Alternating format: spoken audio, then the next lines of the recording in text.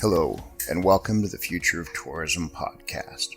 From its inception, the European Cities Marketing Group has focused on radical new paradigms in destination management and city marketing, where global connectivity, rapid leaps in technology, powerful global transaction platforms, and political disruption have become permanent driving forces in urban travel. ECM's focus on how destination management organizations need to adapt can be summed up quite simply as this: more as a solitary KPI is dead. In this new paradigm, perhaps the biggest shift is a mental one. We have to leave the myopic imperative of growth at all costs behind. The DMO of tomorrow must help ensure sustainable growth and actively work with the visitor economy to make a positive impact on the city, socially, environmentally, and culturally. ECM has shed some fundamental assumptions and functions associated with the DMO. In today's context, the DMO's role as the city's principal marketer is seriously contested, and the end goal of ever-growing visitor numbers and ever-growing profits is criticized as unidimensional and unsustainable. ECM is setting the agenda for what's coming next. An undeniable call for responsible tourism, for better cities where less might sometimes be more. Today, the city's citizens and stakeholders rightfully expect the visitor economy to contribute more to the quality of life of citizens and create lasting legacy value improvements for the destination. As we look to the recovery phase for tourism in the COVID-19 crisis, there are many lessons we can learn from ECM's work on over-tourism. Communities all over the world are rethinking how, when, and if they want tourism to return, and if so, in what form. My guest today is Flavie Baudot. She's been with ECM for 15 years. Flavie was educated in France and England and holds 2 master's degrees in languages and tourism management. Flavie is the head of European Cities Marketing. She lives in Dijon, and she's a keen outdoor enthusiast, a swimmer and a hiker with a passion for the mountains. Bonjour Flavie, vous va bien aujourd'hui? Hi David, I'm very fine, thank you. Dans quelle ville es-tu maintenant? I live in Dijon. It's between Paris and Lyon in France. Ah, ok. C'est la limite de mon français, Flavie. No worries. Let's go on. Talk to us about what ECM is and how and why it was formed, please.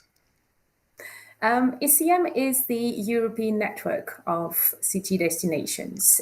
We have about 125 members that are coming from, destinations from every size, every type of destination, whether it's coastal, whether it's totally urban, every type. And this is really the diversity that makes us, shine and work. Our goal is to share knowledge, to share expertise, to know what's going on in other countries, cities, and to have a reliable and strong network to rely on. This is extremely important, especially nowadays, to have colleagues to call when you have a question, when you have a difficulty, because what you experiment today is, 100% for sure, one other colleague, is going through the same situation. So it's a matter of, knowing what to do or taking some advice here and there, and to save time, to save energy, and not to reinventing the wheel when the solution might be just next to you. Excellent. When you formed ECM, and I can say when you formed ECM because you've been there 15 years, you're part of that growth. There were a number of pressing concerns that were the genesis of the organization. Talk to us about tourism in Europe and the pressures you felt over the past 2 decades. Yeah, actually, when European Cities Marketing is the result of a merge between 2 different organizations. One was focusing on tourist boards and the other one on convention bureaus. So 2 different angles, but one common goal was to, meet and share and grow.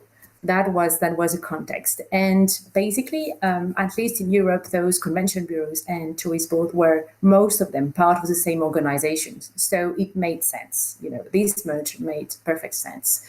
And So we wanted to create that synergy. Of course, we had different angles, but soon we realized this was the right approach, because it's not only leisure tourism, it's not only business tourism, but this is this holistic approach that we have, the city marketing approach, which means you take the city as one place for, the residents, the locals, and the companies that you want to attract on your territory.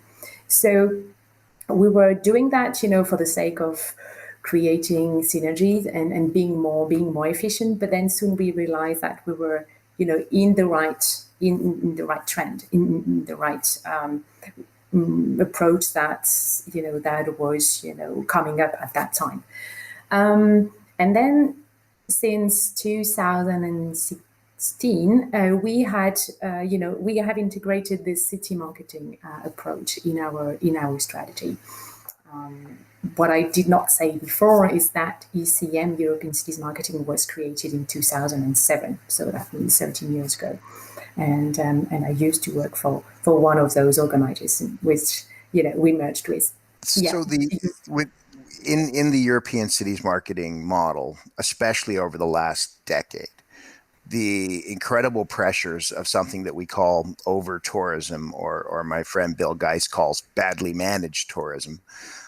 The pressures of that really came to the forefront, and it's a bit of a forge where a number of your initiatives get formed. As you deal with over tourism, it exposes weaknesses in the model, exposes opportunities. Talk to us a little bit as a North American market about over tourism. I mean, a lot of DMO chiefs here sit here and wish, in their more model, gee, couldn't we have over tourism? But talk to us about it and what it really is and how it denigrates the industry and the experience.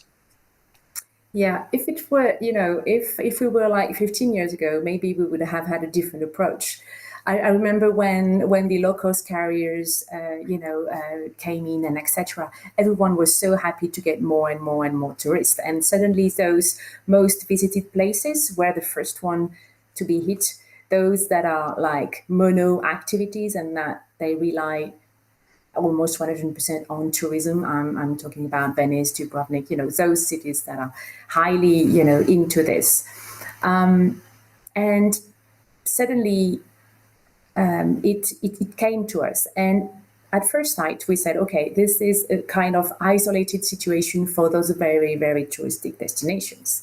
But then suddenly, it was so intense that this over tourism came to affect also some, medium-sized destination and destinations that were not at first sight, expecting that. So it's a matter, then we realize that, managing this over tourism is a matter of, managing your destination.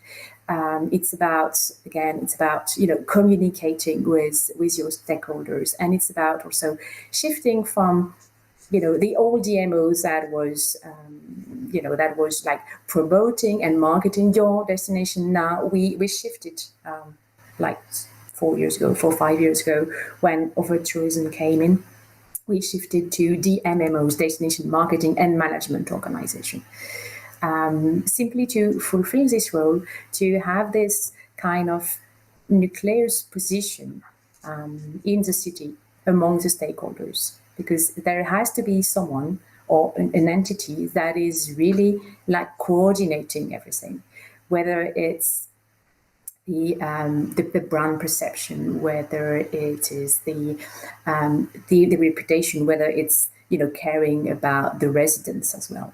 So there is a lot of elements to take into account, and this is really the role that we wanted to give to the DMOs. We wanted to push and advise our members to take this lead. Otherwise, someone will do it instead of you if you are not taking the lead. I really admire this, and I've told you this before. European cities marketing is out in front of a trend that the world is coming to understand, which is the best destinations are the ones that actively involve their stakeholders in shaping their future. I think you're half a decade ahead on that.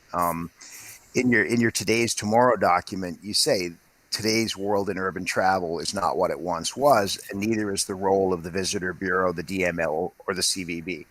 And your shift to DMMO is organic.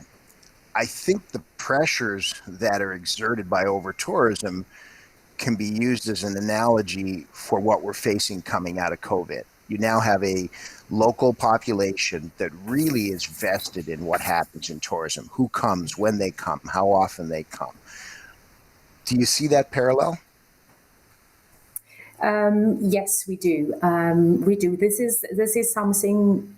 I mean, this is something we are really starting to discuss. What we see now is really the relevance of our strategy that was meant to really tackle and improve the perception of tourism more generally speaking, to tackle what tomorrow means, and to tackle all those different changes about, as I was saying, about sustainability, about destination perception, and etc. and etc. And now we have to again be at the forefront, try to anticipate what this COVID-19 crisis means. I mean, we all know that we are all badly hit economically and I mean financially, and also from a health perspective, and so on and so on.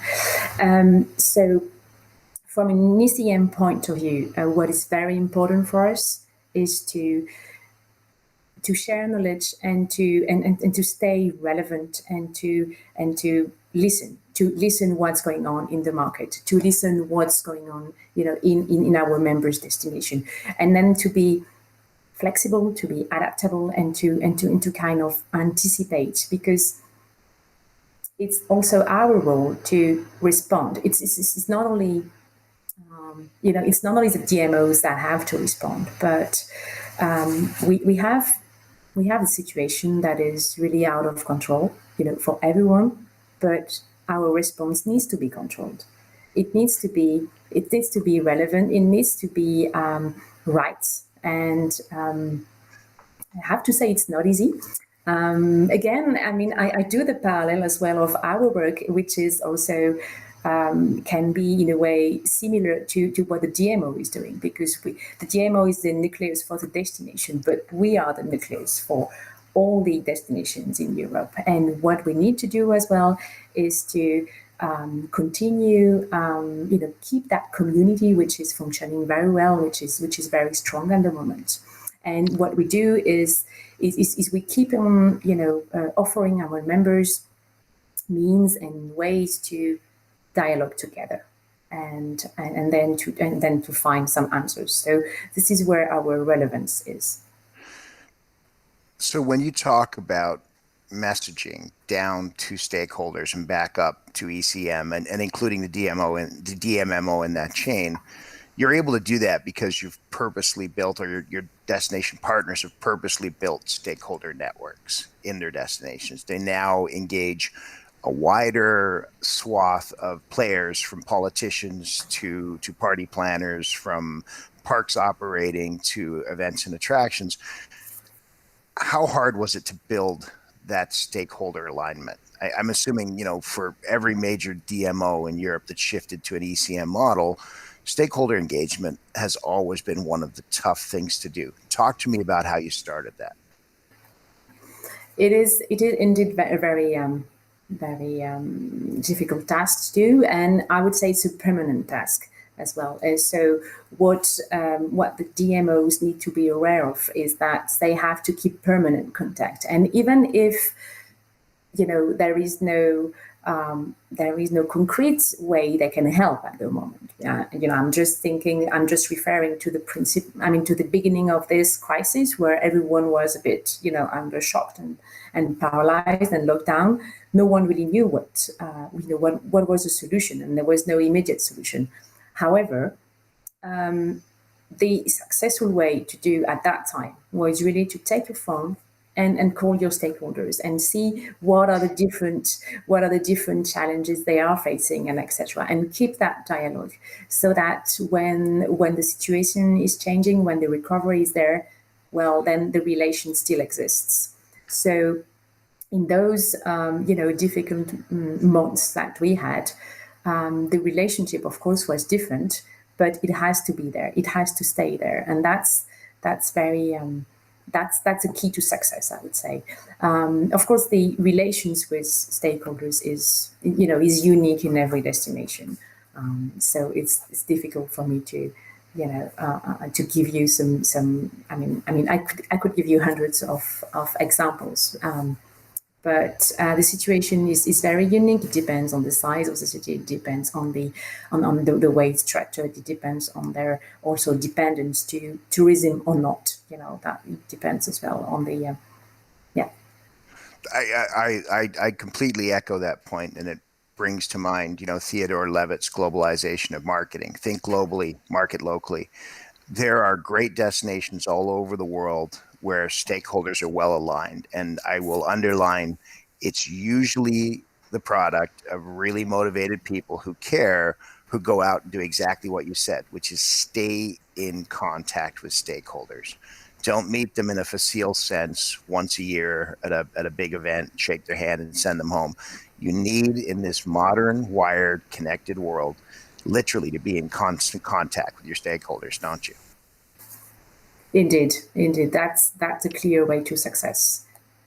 Yeah. And I would put forward that in a digital world, you have no reason not to be connected with them. It's easier than ever to stay in contact. You have to do obviously meaningful and valuable things with them for them to stay interested, but there's no reason not to be, is there? I have to say, I've never been so much in contact with my members over the last 2.5 months. We went from 3 board meetings per year to 1 per week, and then it's so easy to organize those visual meetings. You just turn on your computer and then you're just in front of other people. So in those times, it's mandatory, I would say. I you know what? I hadn't thought about that, but I get it, because from here on in, it should be easier to have these meetings, not harder. I mean, we're all going to miss meeting in person, but we are getting quite a lot done virtually, aren't we? We do. And now, we are now thinking about, okay, a new tomorrow, it's our communication campaign now, which is oriented towards this crisis we are facing. And now my question with my team the other day was, okay, tomorrow is that, but then what's after tomorrow? How do we keep that contact? How do we keep that permanent dialogue with the members, knowing that they also have their business to do and so on and so on? But how do we integrate ourselves in their daily agenda, in not in prominent way, because at some point we will lose that. It would be just too much, but at the right level.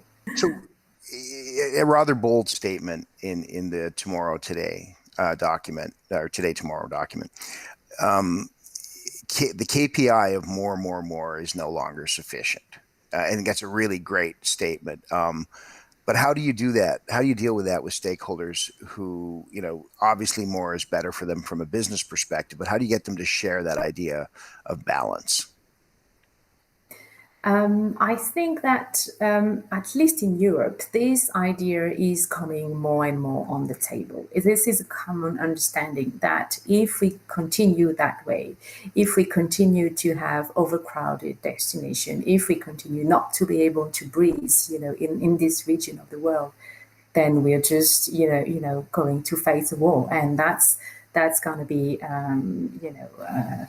very, very dramatic, and this is something we just want to avoid. And there are also all the questions related to sustainability, and then what do we want our cities to be? Do we want our cities to be like ghost destinations with no more residents, or do we want to like preserve our authenticity and the atmosphere of the city, the spirit of it. And for that, you need people to stay. You need people to stay for long. And for that, the cities, our destination needs to be, to keep on being attractive. Otherwise, you will totally lose, why the reason why people are visiting your destination. So you need to put, to manage destination, there are a few important points. You need to, be aware of the quality of life that you have for your residents. You have to make them stay. You also have to put some limits. What is the acceptable limit that you have, which, for the effects of these tourism activities? Where do you put the bar? And then, as a consequence of that, how do you value the perception that people have from your destination? And then, last but not least, about the locals. I mean, those people, they own the place, and they still have to feel that they are the best considered, in their city. And the last point is also to have a destination which is nice to live in, so clean, safe, and etc. etc. Well, and really, the only reason to do tourism is to improve the nice, clean perception of your destination for locals. At the very core, as Jack Johnson talks about it at Destinations International, community shared values around what tourism can and should do.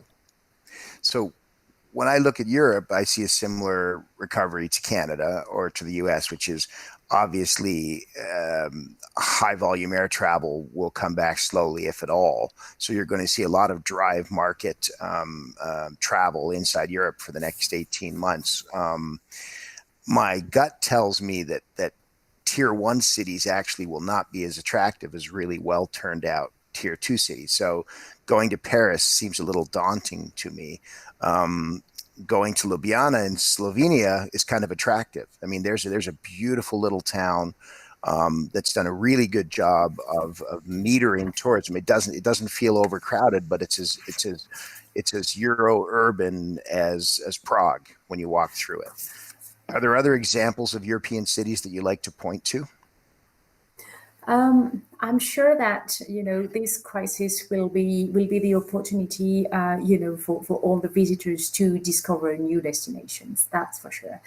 Yeah, I mean Ljubljana is certainly one of them. Cities. Cities in Poland as well, like Poznan or others. Cities like. I have too many examples in my head, but this is great. We're going to start a list. We're going to start a Flavie list of places to drive in Europe, because over here, of course, we get the billboard cities, right? And you could ask me the same question in the United States. Where should you go that isn't New York, Dallas, or Denver? And there's amazing places all over, but you have to ask a Flavie, or you have to ask somebody who lives there. Yeah, exactly.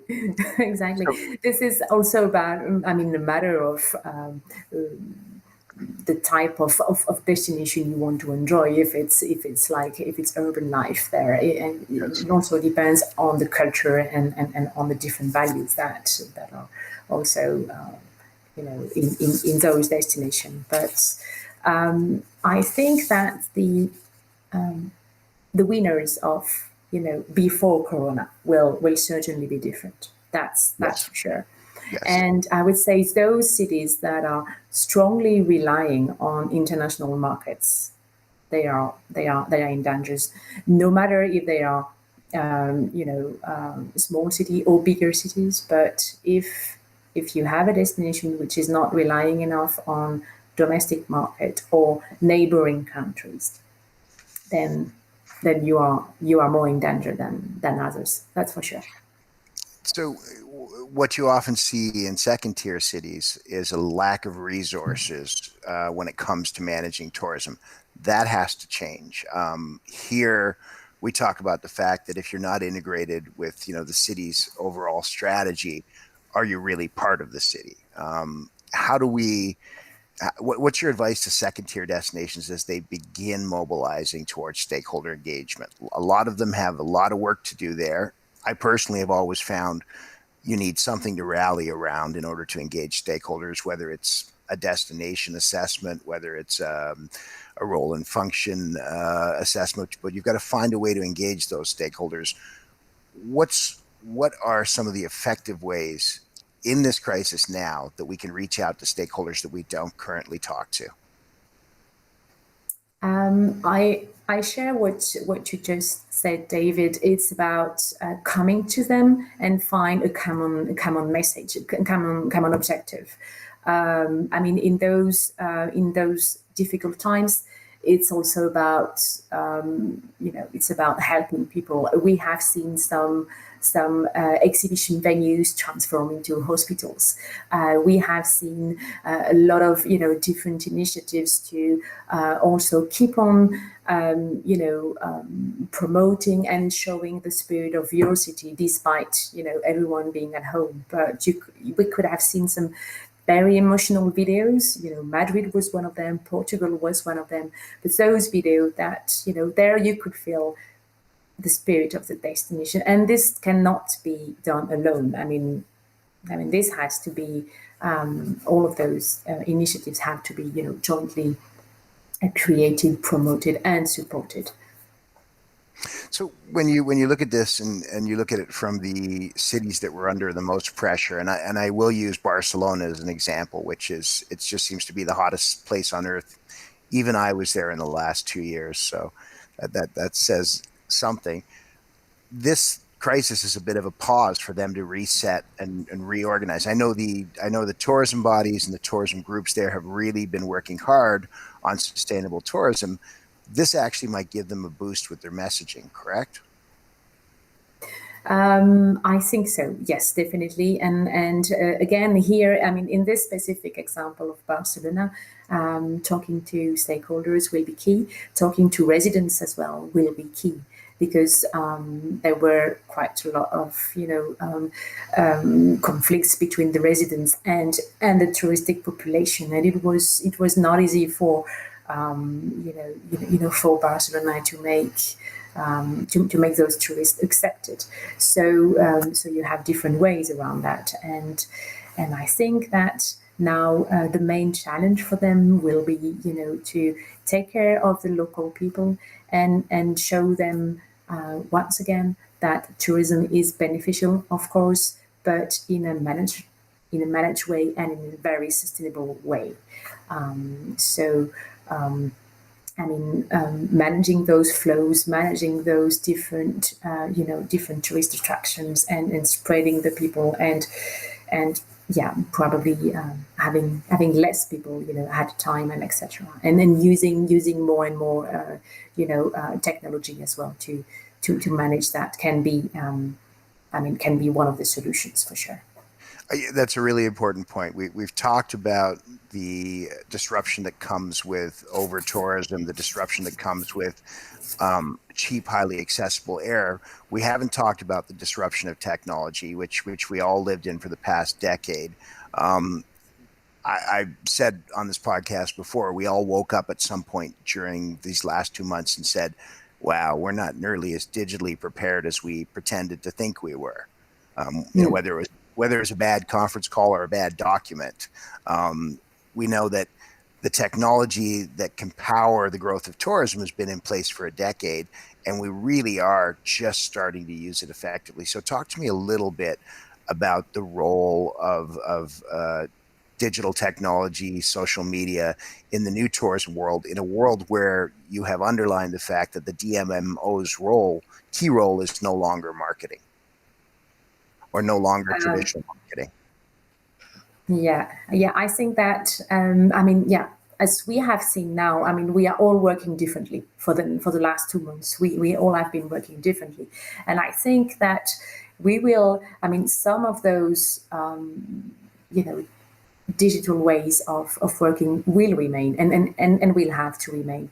Why? Because we will travel less. And there is, again, we will need time until, people will start to travel again in full trust, and etc. and etc. So it's a different way of communicating. It's a different way of sharing your messages. And so our DMOs will have to understand that they have to be on the digital scene as well, and they have to also understand how to convey all their values and all their USP through those messages. Staycation is obviously one of the things to explore as well. Is make your city visible from any sofa in the world. That's also very very important. And yeah, people will also travel differently when they travel. So it's also about aligning really what the brand perception with really the offer that you are going to propose on site. So proposing different experiences and new ones as well. Well, and as we propose those experiences, and as people, as you say, travel differently, they still travel predominantly with this device. And in that world, the messaging about the destination needs to come from a multiplicity of sources. In the old paradigm, the DMO was the central tenant, and we looked at destination websites. We don't do that anymore. We literally start our traveling on Google Maps and maybe search things along the way. So what are you doing at ECM to help your destinations make that shift towards a consumer-focused, distributed digital platform? It's again, it's about the relationship with the stakeholders and also educating them so that the message and the image of the destination is unified through the different messages that are coming on your phone. So it's again a matter of putting people together, a matter of educating them. Well, and we're just scratching the surface. I know that ECM has a number of programs that delve more deeply into digital excellence, into strategic planning, into product development. As we close out today, I want you to think about one or two things that you would like to say to your peers around the world in terms of what we should be doing now, how we come out of this, what we can do together. I've listened to you before. You're an inspiring speaker, so tell us what you think.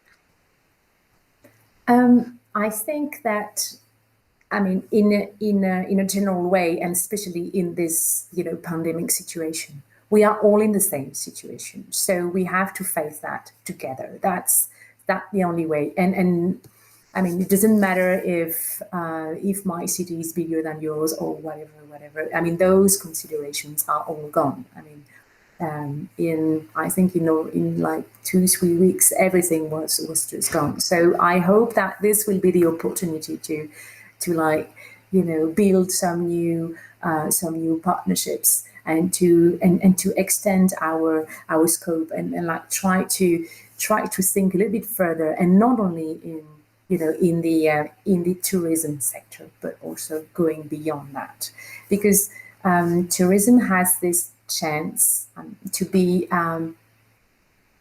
across across different sectors. So let's take that opportunity and let's diversify our partnership, and let's show the relevance of tourism, both in a cultural way, in a personal way, but also in an economic and business way as well. Well, I truly believe that tourism makes the world a better place, and it breaks down people's biases and barriers. So I hope we don't lose that, even in a time when travel's restricted. I will say in closing this, I want to thank you personally. I think ECM's work in destination management is, as I said, about a half a decade ahead of a lot of other parts of the world. I think the learning curve you've been through is applicable elsewhere. We go through your stuff quite diligently to see what you've learned, and I was really encouraged when I realized that we could apply it to COVID recovery. So thank you, ECM, and on behalf of all of us, thanks to you and your peers, and I hope to see you at some point in the next 18 months in person. Thank you so much, David. And I have to say that this discussion was also very inspiring and very interesting for me. I hope this will help other DMOs. And thank you as well for all that Simple View is doing, in partnership with European Cities Marketing. We are partners for almost a year now, and we hope that this will continue over the next years. Thank you so much.